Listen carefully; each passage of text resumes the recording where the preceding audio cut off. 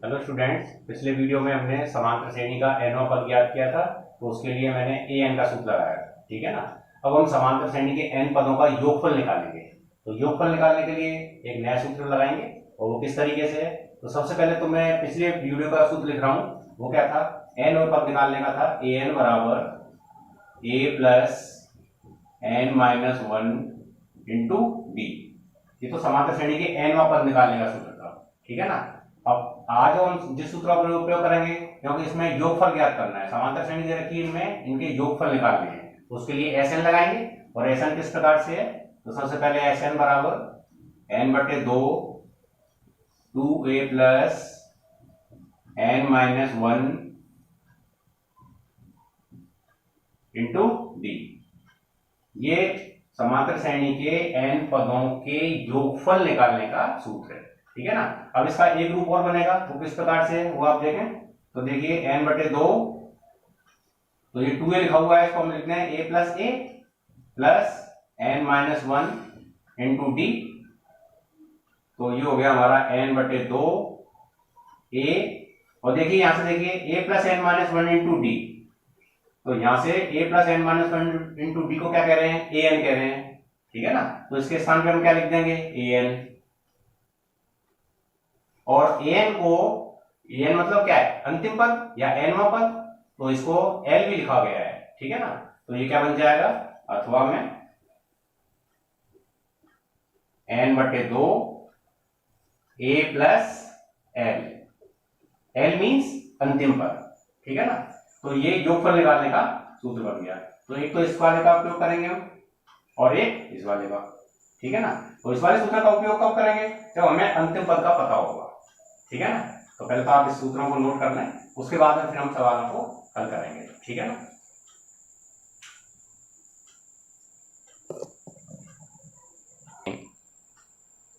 अब देखिए पहला क्वेश्चन देखिए, 1 3 5 7 के 12 पदों तक का योगफल ज्ञात करेंगे, ठीक है ना। तो सबसे पहले इसमें से निकाल लेंगे क्या क्या दे रखा है। तो a का मान कितना है, 1, a मतलब प्रथम पद। उसके बाद में d का मतलब है सारवंतर निकालेंगे, a2 minus a1, 3 minus a, कितना हो गया 2। उसके बाद में पदों की संख्या कितनी दे रखी है, 12। n का मान कितना दे रखा है इसमें, 12। योगफल मान क्या है, Sn। तो सवाल में हमको Sn ज्ञात करना है, ठीक है ना। तो Sn निकालेंगे सवाल में।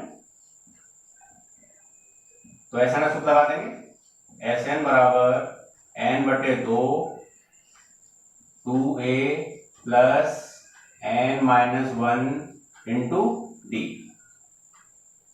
तो n की वैल्यू कितनी है, 12 बटे दो गुणा a का मान कितना है, 1 प्लस 12 माइनस 1, और d का मान कितना है इसमें, 2, ठीक है ना। अब इसको हल कर लेंगे आगे। तो ये हो गए 6, 2 एकम 2 प्लस 12 में से क्या 11, 11 इंटू 2, 11 दूनी 22। तो 6 इंटू 22 और 2 कितना हो गया, 24। तो 24, 6 चौक 24 की 4, यहां से लगी 1, 6 दूनी 12 और 2 14। तो हमारा 12वां पद हो गया, योगफल हो गया 144। तो समांतर श्रेणी दे रखी है, इसके 12 पदों तक का योगफल हो गया 144, ठीक है ना। इसी प्रकार से ये सवाल है। अब देखिए इस सवाल में थोड़ा सा फर्क है। इस सवाल में क्या है, यहाँ तो हमको n का मान दे रखा था 12, लेकिन यहाँ पे मान नहीं दे रखा है, यहाँ पे श्रेणी दे रखी है, और ये अंतिम पद दिया हुआ है 803, ठीक है। तो सबसे पहले तो इसमें से क्या क्या चीज दी हुई है उसको हम निकाल के रखेंगे। तो सबसे पहले a का मान कितना है, 3, d का मतलब क्या है, सारवंतर के लिए 11 माइनस 3, कितना हो गया 8।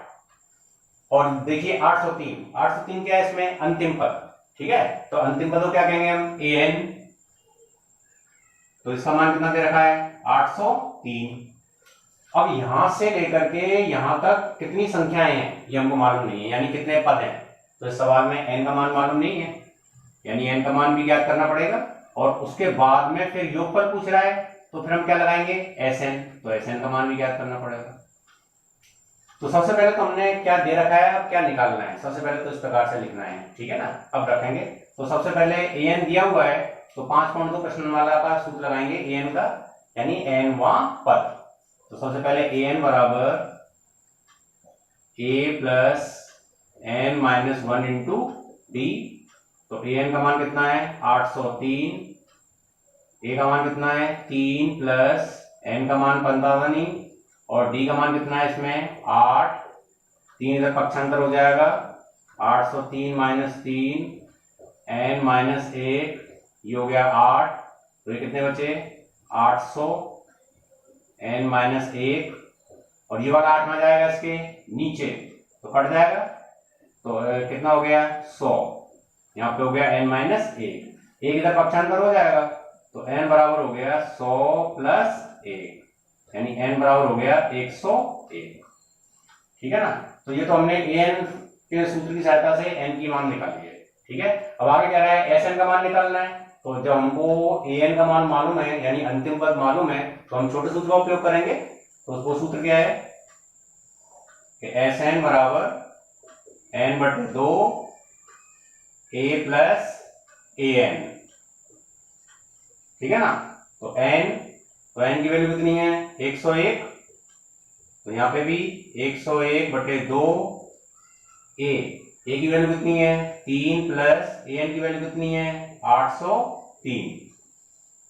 तो ये हो जाएगा आपका 101 बटे 2 इंटू 3 में 3 जोड़ेंगे 6, 806। तो ये 2 से कट रहा है 403 बार, तो गुणा कर देंगे 101 गुणा 403, तो ये आपका उत्तर प्राप्त हो जाएगा, ठीक है ना।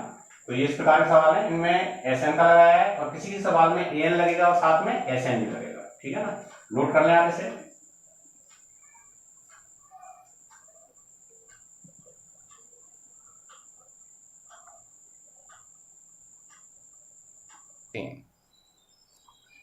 अब इस क्वेश्चन को देखिए, AP 9, 17, 25 के कितने पद लिए जाएं ताकि इनका योग 636 हो जाए। कितने पद लिए जाएं, ठीक है ना।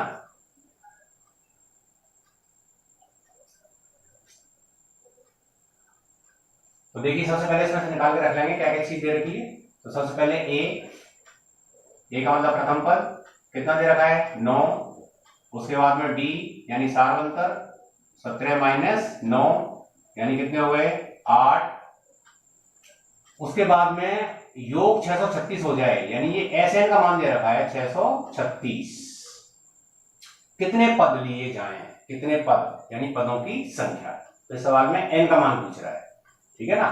इस सवाल में किसका मान पूछ रहा है n का। तो जब SN का मान दे रखा है तो फिर हम SN का ही सूत्र लगाएंगे, ठीक है ना। तो देखिए SN बराबर n बटे 2 2a plus n minus 1 into D. तो SN का मान कितना दे रखा है इसमें 636 बराबर n का मान दे नहीं रखा 2a का मान कितना दे रखा है इसमें 9 प्लस n माइनस 1 और d की वैल्यू कितनी दे रखी है इसमें 8, ठीक है। अब ये एक समीकरण है, इसको सामान्य तरीके से हल करते जाएंगे और n का मान आ जाएगा, ठीक है ना। तो देखिए ये हो गया हमारा 636, ये तो चलेगा ही n बटे 2 9 दूनी 18 प्लस कोष्ठक खोल रहा हूं तो मैं 8n माइनस 8 n बटे 2, 18 में से 8 के कितने बचेंगे 10 प्लस 8n, 2 इसमें से कॉमन आ रहा है n बटे 2, तो कितना बचेगा 5 प्लस 4n। यहाँ 636 चले गए हैं, 2 से 2 कट गया, कोष्ठक खोल रहा हूं मैं तो कितना हो गया 5n प्लस 4n को n से गुणा करेंगे तो 4n स्क्वायर, इधर क्या चल रहा है 636। तो देखिए 2 घात आ रही है तो ये द्विघात समीकरण बन गया, ठीक है ना। अब इसको किस प्रकार से हल करना है, तो सबसे पहले 4n स्क्वायर, उसके बाद में 5n, 636 को पक्षांतर कर देंगे माइनस 636 बराबर 0।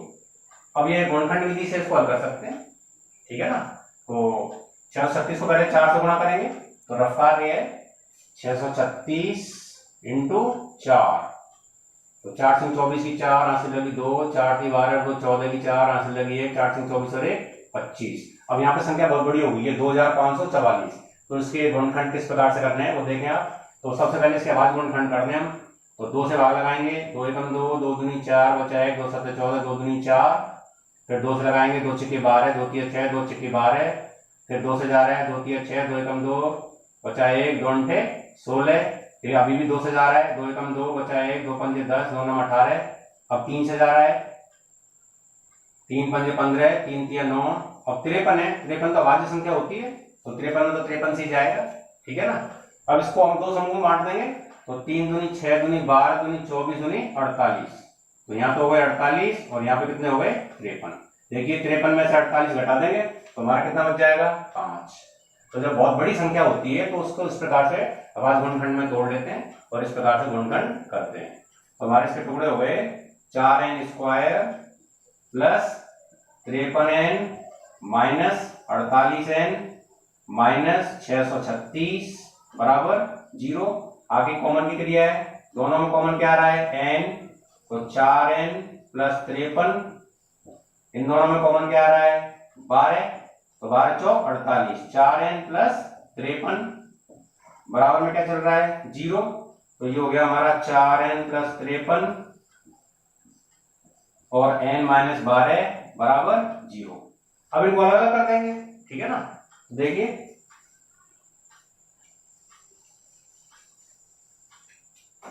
तो ये हो गया हमारा 4n प्लस 53 बराबर 0 और दूसरा हो गया n माइनस 12 बराबर 0। तो यहां से क्या हो जाएगा 4n बराबर माइनस 53, तो n बराबर हो गया माइनस 53/4। इसको हमको निरस्त करना पड़ेगा क्योंकि n क्या है इसमें प्राकृत संख्या है और प्राकृत संख्या 1 2 3 4 होती है। पहली बात तो माइनस भी नहीं आता उसमें और भिन्न भी नहीं आती है, इस बात का भी आपको ध्यान रखना पड़ेगा, ठीक है ना।